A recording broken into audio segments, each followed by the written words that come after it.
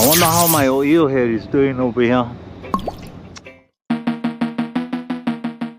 Back in the water, this crab thought he was going to have a nice leisurely lunch until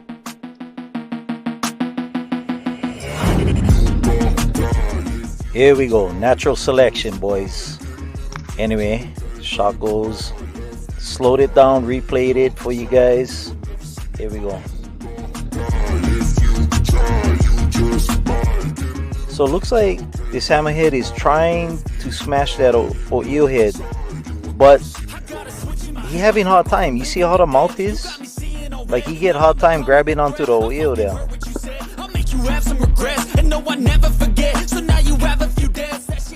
Brother comes back around, boom, right there. He tried to take it from the backside. Backside! And then now it's just a cloud of dust over here. Right here, in the face, bang. Okay, replayed it, coming out of the murk. He's got the head, and then bank. Nope.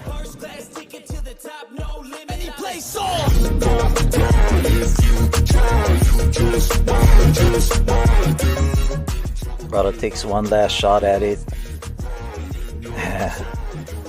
That's gotta be frustrating, bro. Can't get your mouth on that. You've got a sick mind!